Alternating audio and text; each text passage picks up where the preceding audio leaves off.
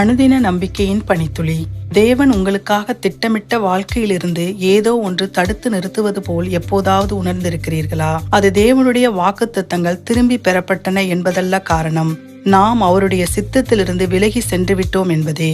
உபாகமம் 28:14 கர்த்தர் உன்னை வாளாக்காமல் தலையாக்குவார், நீ கீழாகாமல் மேலாவாய். நீங்கள் வாழ்க்கையின் சவால்களால் தோற்கடிக்கப்படாமல் நீங்கள் அவற்றிலிருந்து மேலெழும்ப வேண்டும் என்பதே கர்த்தருடைய திட்டம்.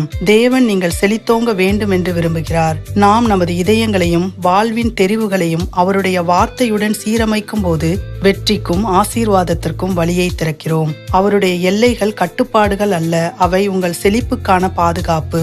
தடைகள் வரும்போது உங்கள் சொந்த பலத்தை சார்ந்திராமல் உங்களுக்குள் இருந்து உங்களை பலப்படுத்துகிறவரையே நம்புங்கள். தேவனுக்கு கீழ்ப்படிந்து விசுவாசிப்பதனால் நாம் உண்மையான சுதந்திரத்திலும் நோக்கத்திலும் நடக்கிறோம். ஜெபிப்போம். அன்புள்ள ஆண்டவரே, உமது வாக்குத்தத்தங்களுக்காக நன்றி.